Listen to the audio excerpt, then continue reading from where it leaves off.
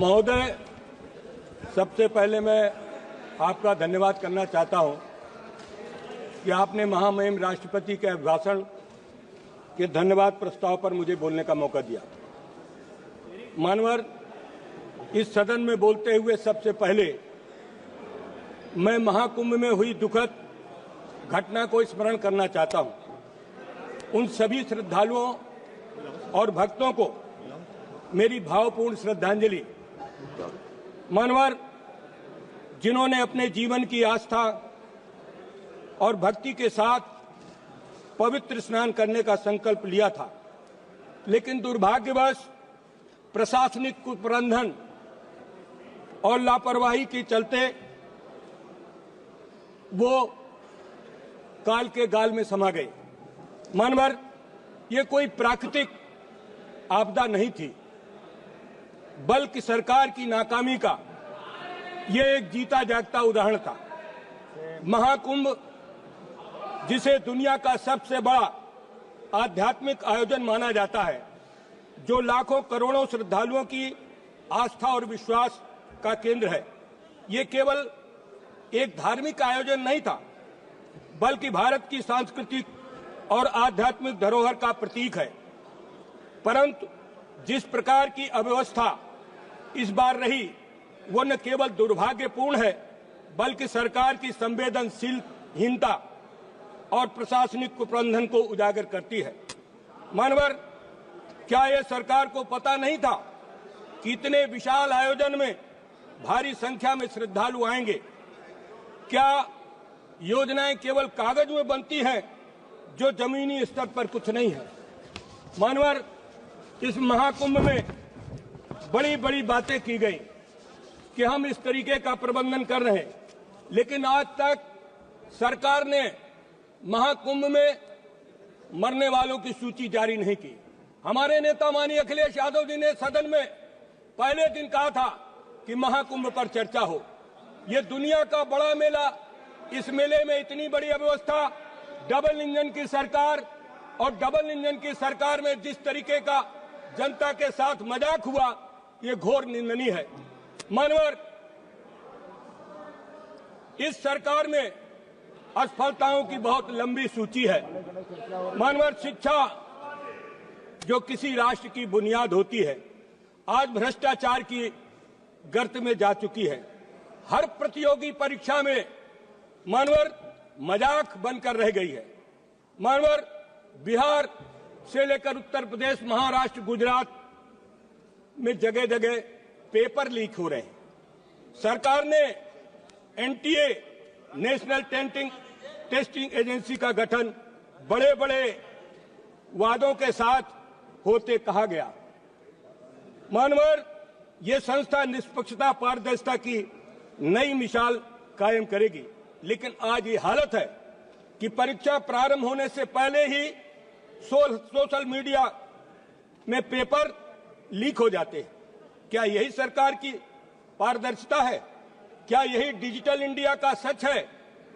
NEET की परीक्षा, जो लाखों छात्रों के मेडिकल के करियर को भविष्य तय करती है, उसके बार बार पेपर लीक की घटनाएं होती हैं। मानवल, रेलवे भर्ती, एसएससी की परीक्षा, यूजीसी, नेट, कोई भी परीक्षा इस सरकार की अक्षमता से बच नहीं पाई है। एनटीए को स्थापित करने पर सरकार ने जो बड़े बड़े दावे किए थे, वो मानवर खोखले निकले। मानवर, महामहिम राष्ट्रपति के अभिभाषण में किसानों की फसलों के मूल्य के एमएसपी की गारंटी का कोई जिक्र नहीं है।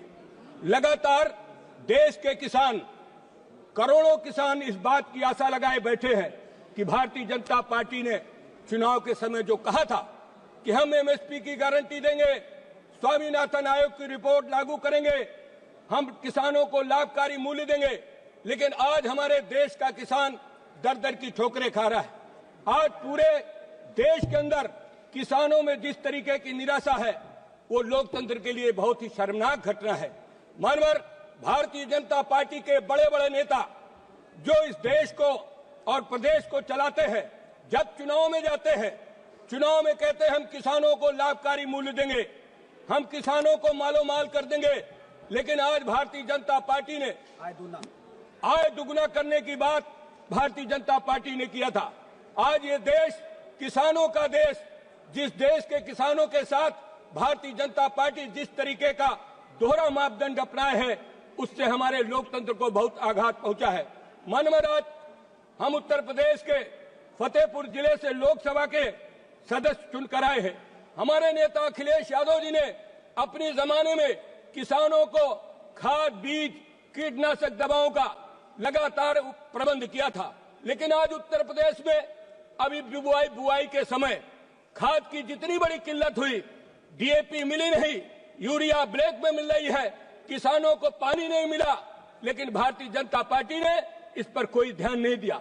डबल इंजन की सरकार डबल असत्य भाषण पर विश्वास करती है। आज भारतीय जनता पार्टी लगातार जिस तरीके का काम किसानों के साथ कर रही है, मानवर, हम किसान के बेटे हैं। हमारे यहाँ आज किसानों के साथ डबल दुख हो रहा है। मानवर, हमारे जिले में, हमारे प्रदेश में छुट्टा जानवरों से किसानों की फसलें बर्बाद हो जाती है, लेकिन वो हमारे किसानों की फसलों को फसल बीमा के अंतर्गत उनको कोई लाभ नहीं मिलता है। मानवर, इसका जिक्र इस हमारे जो महामहिम राष्ट्रपति का भाषण है, इस पर इसका कोई भी जिक्र नहीं है। मानवर, किसान बीमा की दुर्घटना की शुरुआत समाजवादी पार्टी के समय में हमारी पार्टी के संस्थापक स्वर्गीय मुलायम सिंह यादव जी ने किया था।